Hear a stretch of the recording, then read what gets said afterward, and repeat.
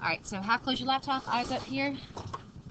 And I want you guys to talk in groups for about 30 seconds per question. And then I'm going to get your response. So you have 30 seconds on the first one in your table groups. Describe why the following occurs using the logic of collision theory, knowing that you have your notes right in front of you if you need it. So A, lowering the concentration of the reactants will decrease the reaction rate. Go. Talk in your groups.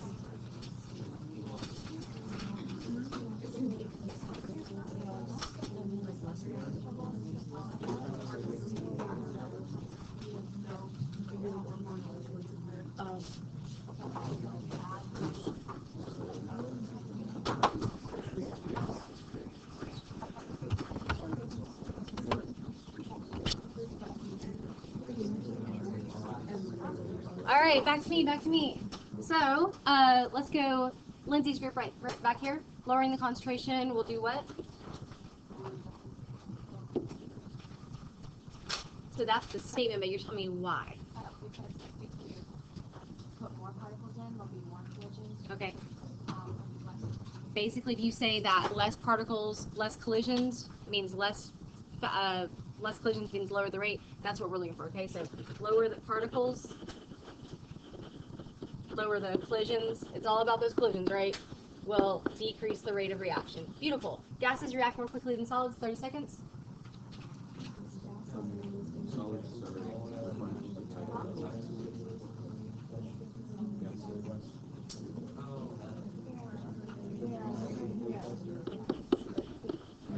All right, pause. Kyle's group, go for it. Tell me why that's true.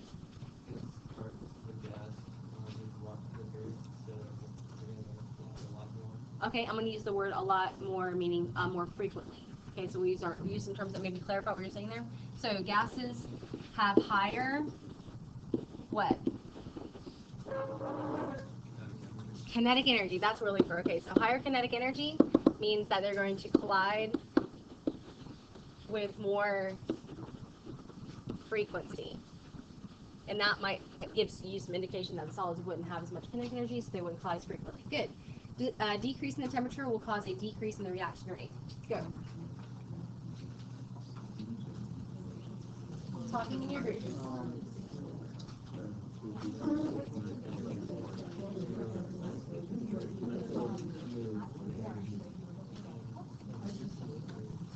All right, back to me. Let's go Ayana et al., like whoever's in that group right there, okay? So describe why this is true. Somebody back in that little corner.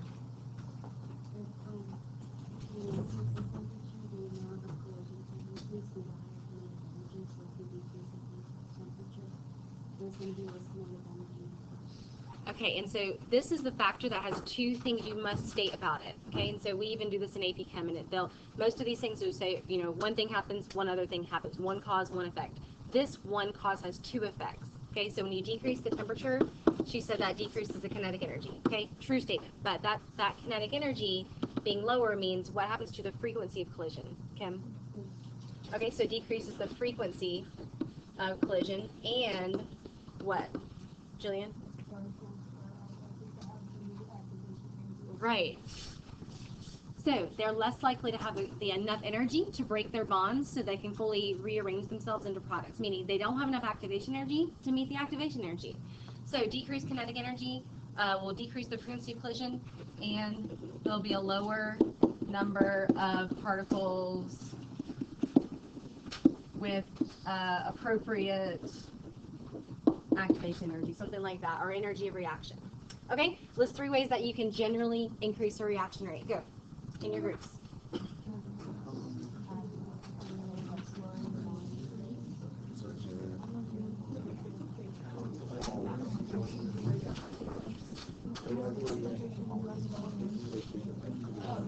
All right, pause. Robbie's group.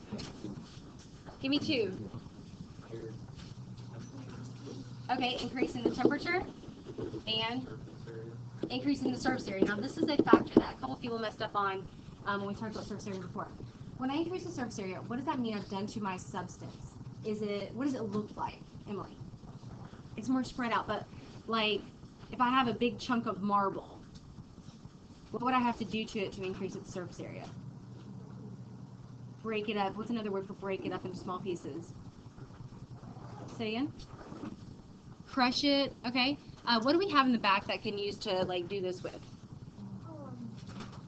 Mortar pestle. That's called grinding it up. Okay. So we could say surface area by making or grinding into a powder would be a good way to indicate that you know that increase in surface area means that there's more particles with more area means overall the surface area is exponentially much larger than just a big hunk of something. Give me one more. Emily's group up here.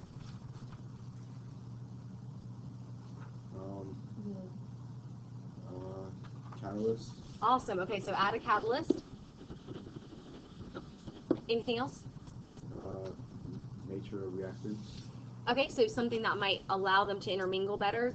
What kind of properties would we look at that would mean that they might like to interact together? Properties of molecules. Emily?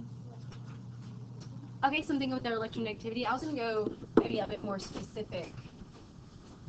What things like to intermingle? Like dissolves like. Polar and polar. Okay, so polarity of the molecules might affect if their nature is going to allow them to interact together. Okay, cool. So speaking of a catalyst, what's a good example of a catalyst in the real world? Anybody? Caroline? Think on that. I'll come right back. Darcy? Perfect. This is one you absolutely need to know. A catalyst in our body are enzymes, and we know that. We've dealt with enzymes before in biology. In biology, they were proteins, right? And we said, okay, we need them in all our body to increase our metabolism, which is basically every chemical reaction in your body. If enzymes didn't exist in our body, all of our chemical reactions would occur so slow, there's no way we would live. All of our ATP would never, ever be released, and we'd never have any energy to do anything. So what do they do to speed up the reaction then? In our case, we're talking about something a little bit more specific. So you drew these graphs like this. Where is the activation energy on this graph?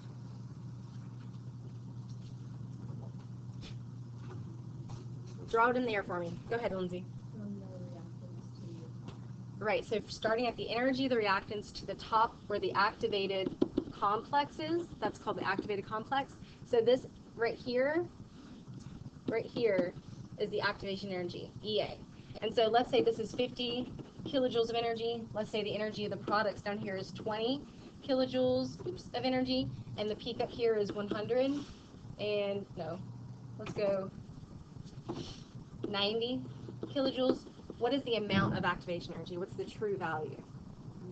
40. It's the difference there, so that's 40 kilojoules. How much energy is released in this reaction?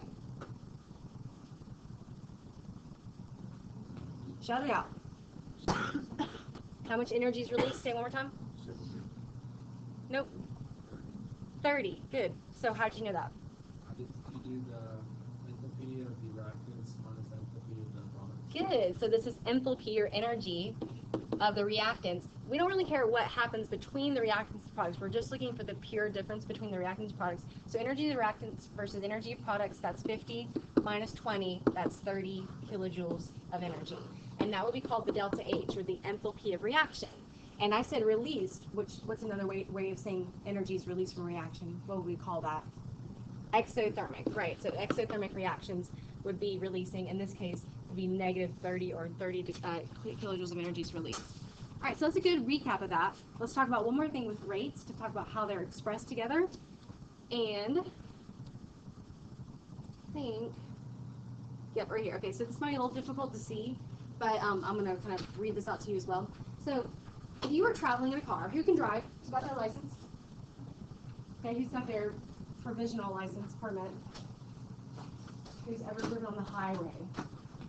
What? Okay, there's a driver's ed car that's outside my house all the time. I swear.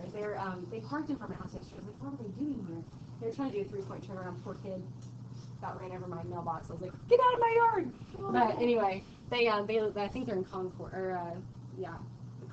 Concord High School area. So yeah, they're outside my house all the time. But they're traveling about, 15 miles an hour down my road, not very fast. But that's how fast they're traveling, right? Distance per time. Well, in chemistry, do we have things like flying across the room? to go a certain distance per time? No, that's like physics, right? That's like, acceleration, deceleration stuff. In chemistry, we're talking about how things react, and we're talking about how their concentration changes over time, or how many particles decrease or are consumed over time.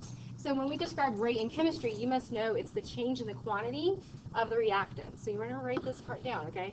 So change in the quantity of the reactants over the amount of time it takes to do that change or make that change happen.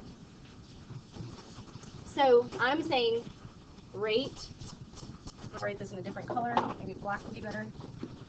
Rate is equal to change over delta. Delta means change. Yes, yes? Delta. Not just part of the Illuminati. Delta, okay.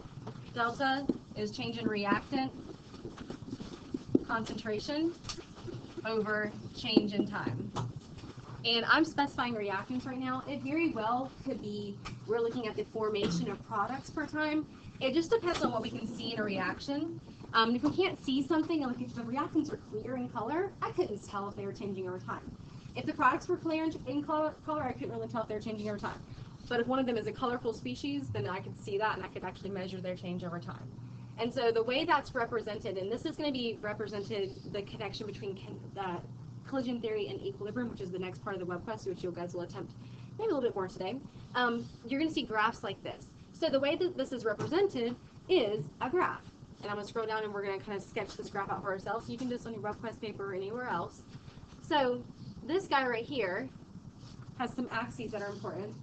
First off, concentration. Concentration for us is molarity. You can see molarity is expressed here as moles per liter. Over time, in this case, time is in seconds down here. You may not be able to see that all the way, but you should sketch this graph for yourself, label your axes and everything. And so at this point, you're like, okay, I got a reaction happening, but what do these lines mean? You can see this top, or this bottom line down here, the one that's going down, is labeled reactant. Why does that make sense? Over time, the concentration of the reactants is declining. Jillian. Yeah, law of conservation of mass, right? We have to consume reactants. They go down over the course of the reaction. So the reactant concentration is decreasing over time. Well, due to the law of conservation of mass, or law of conservation of matter, they can't just go nowhere, right? What do reactants have to make? Everybody, what do they have to make? Products, right? So of course the product concentration, if the reactants are being consumed, the products have to be produced over time. So the product concentration, and brackets, remember we learned this in acids and bases, brackets mean molarity, so that's my shorthand for that, increase over time. And so what you should see here is that if I take the slope of a line, let's say I take the slope from, let's go from 0.1 molar down, let's just kind of do the best fit line here, to 0.04. So from here to here, what's the change in concentration? 0.1 to 0.04. What's the change? Say again? 0.06. So from here to here, 0.06 molar is the change in the concentration over what amount of time? It's about what? Might be a little off there. It's about 50, 52 seconds or something like that, right? I'm gonna go around to 50 because I don't know if I can do that in my head. So about 50 seconds is how long it took to do that. So guess what I have, guys? I have a rate. I have a rate of reaction because I have the change in concentration over the change in time. So what's 0.06 divided by 50? Anybody calculator up? Or mental math it up? Jillian, you got it?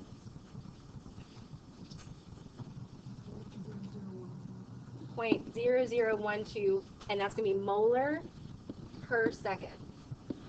Or that's a very small change over time, but it is going to be changing over time. We can see that. You can see it by the decline of the reactants and the changing of the production of products. Okay? Yes, ma'am. Why did you use 0.06? I just stopped, and I just said I want to stop at a particular time of 0.04. So the difference between those is the change. So 0.1 minus 0.04 is 0.06. So I look for the change. It is the change in concentration over the change in time. Okay? All right, so go ahead. If you need to look ahead on the web quest for 1 second, I'm gonna get a vote. I have a quick lab. I think it'll take us like 20 or 25 minutes, but it's gonna be close to the rest of the class. Or, knowing that the web quest you're gonna be continuing tonight, and you're gonna get most of it done tonight, you need to look ahead and go, okay, I need this time to work on the web quest, or I'm gonna do the lab. Go ahead and look at the web quest, because you're gonna make an educated decision on this. Because I love this lab that we're gonna do, but I also know that you also need some time, because exams are coming, and you're studying, and you're looking at other people's classes for review as well. Look at the rest of it and tell me if you need this time for homework or if you need this time for lab. And I can do half and half, that's cool.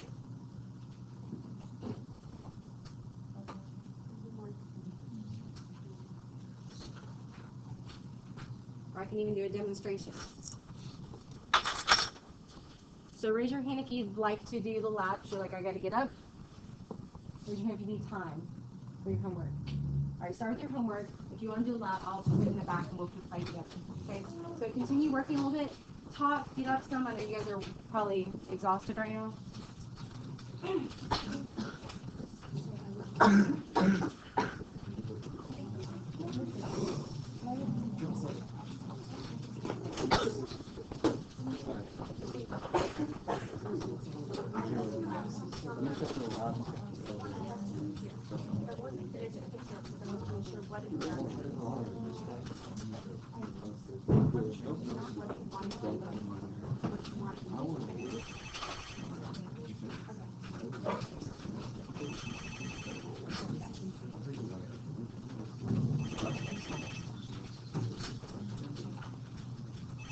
Time that you're being very productive.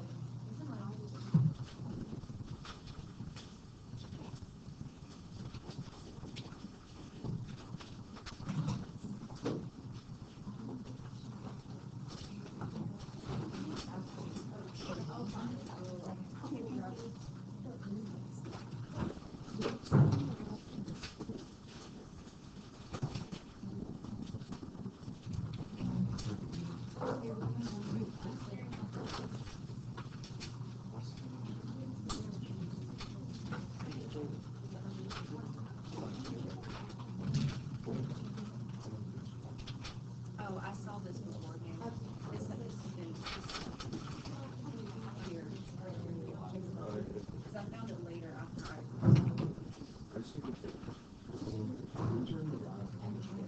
If your lab is done from yesterday, you can turn it in now. If not, print it out tomorrow. They're wonderful.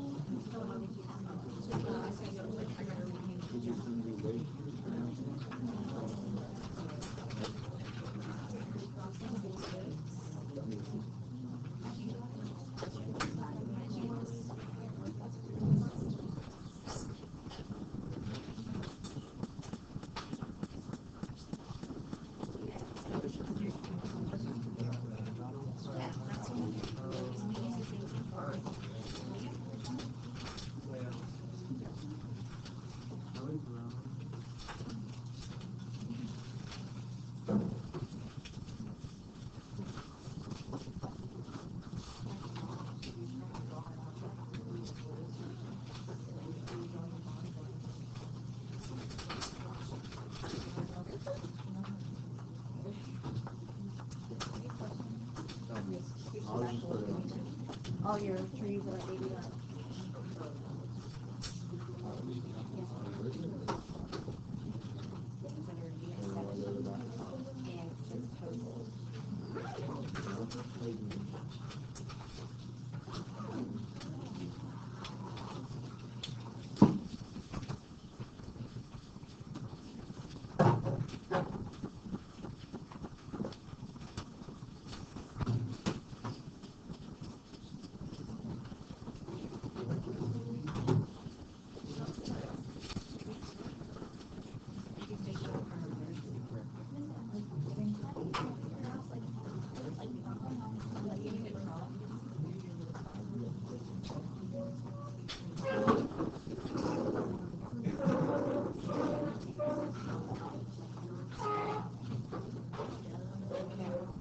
Once you get that done, you're good.